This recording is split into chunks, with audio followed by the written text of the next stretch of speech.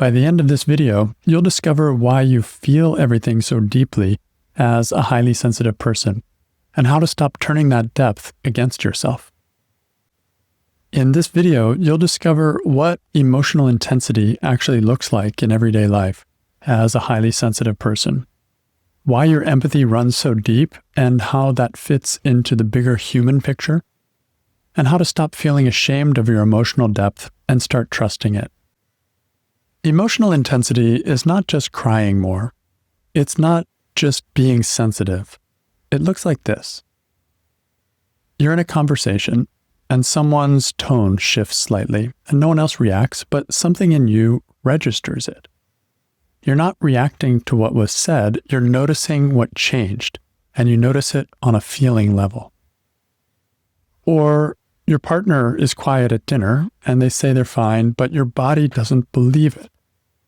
It's not that you're trying to analyze them, it's just that your nervous system is tracking discrepancy. Or you leave a gathering and replay a moment that happened there in your mind. It's not that you enjoy looping, it's that something felt unresolved. Here's the key. Your system is picking up more emotional information than average. That does not make you fragile. It means that your emotional bandwidth is high. The problem is not the perception. The problem is what happens next. Because when strong emotions arise, most highly sensitive people do not simply feel it, they interpret it. If I feel this much, something must be wrong. If this is still bothering me, it means I'm too much. If their mood affects me this much, it must mean I'm weak. The suffering does not come from the emotional signal, it comes from the meaning attached to it, and this distinction changes everything. Why are some people wired to pick up emotions and emotional shifts so quickly, and others are not? Research on highly sensitive people shows that our nervous systems process information more deeply, and that includes emotional information.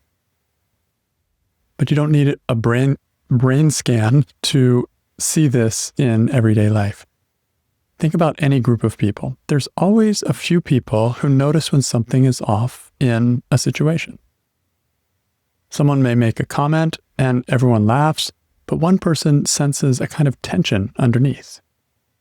Or two friends say they're fine with each other, but someone else can feel that something has not actually been resolved between the two of them. Or a family gathering seems cheerful on the surface, but one person can tell there's something unspoken sitting under the table. Highly sensitive people are often the ones who notice those things. Not because we're looking for problems, but because our systems are tuned to relational signals, the signals between people. And in a group, that plays an actually very important role. Someone needs to notice when relationships are starting to crack. Someone needs to sense tension before it turns into conflict. And someone needs to notice when someone is hurting but not saying it. This is part of how groups stay healthy. This is a special role that we can play as highly sensitive people in any group.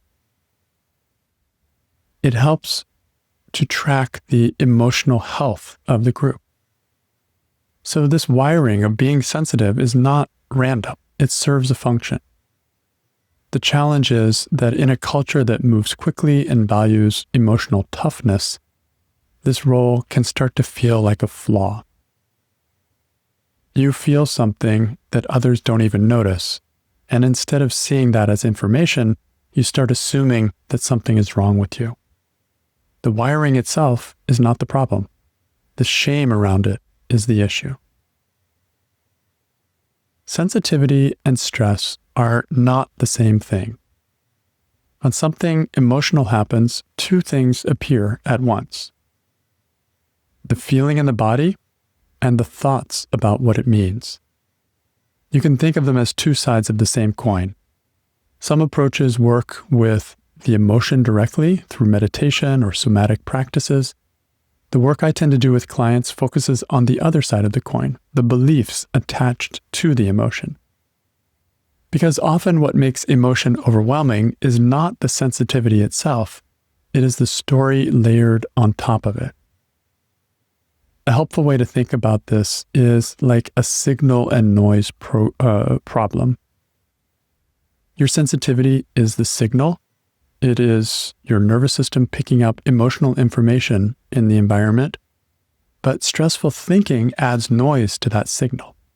For example, someone makes a comment and something in you maybe tightens inside.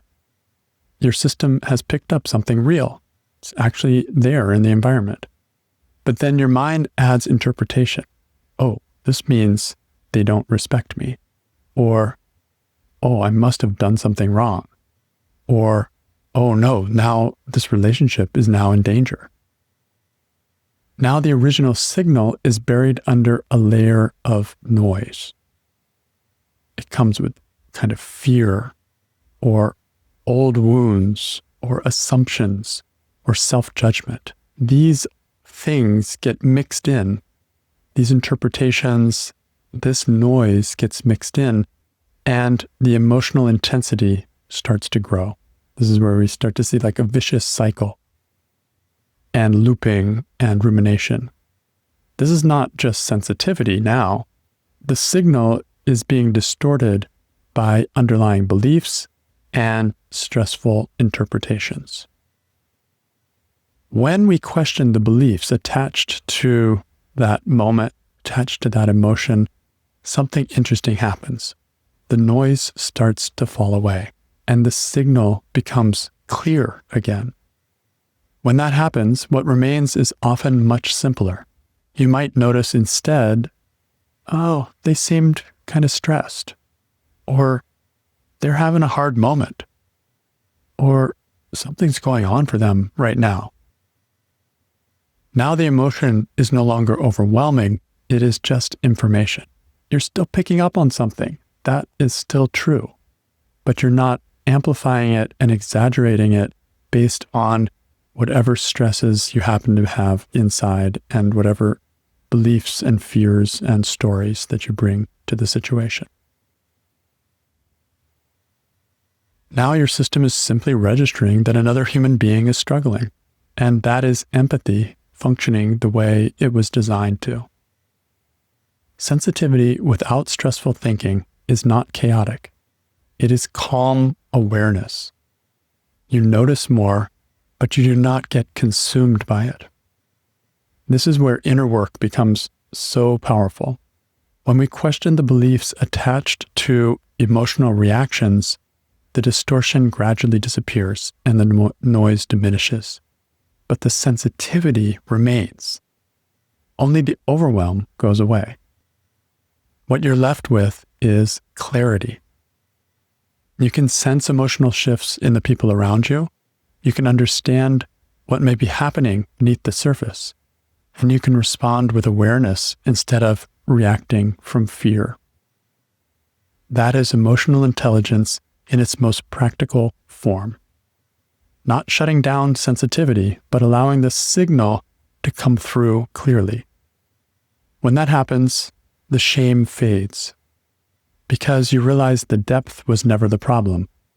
The noise was.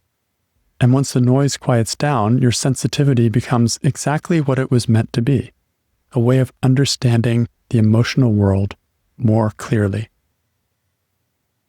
So if you're tired of feeling things deeply and immediately assuming something must be wrong with you, and you don't want to keep second guessing your reactions every time your emotional system picks up something that others seem to miss, and what you really want is to trust your sensitivity without getting confused by the interfering stress patterns, then this is exactly the kind of inner work that you can explore with me in one-on-one sessions. Because the goal is not to shut down your sensitivity. The goal is to remove the noise that turns your natural awareness into stress. In our work together, we slow down the moments that trigger emotional intensity. we look carefully at the beliefs that get layered on top of those signals, and we begin separating what your nervous system is noticing from the stories that make it feel overwhelming. When that starts to happen, something shifts. You still feel deeply, but the shame starts to dissolve, and the emotional signals you once feared begin to feel like information you can trust. If you'd like support exploring that work, go to the video description and click on the first link you find, or go to trueinnerfreedom.com/working-together. You don't have to become less sensitive to find peace. You just have to remove the noise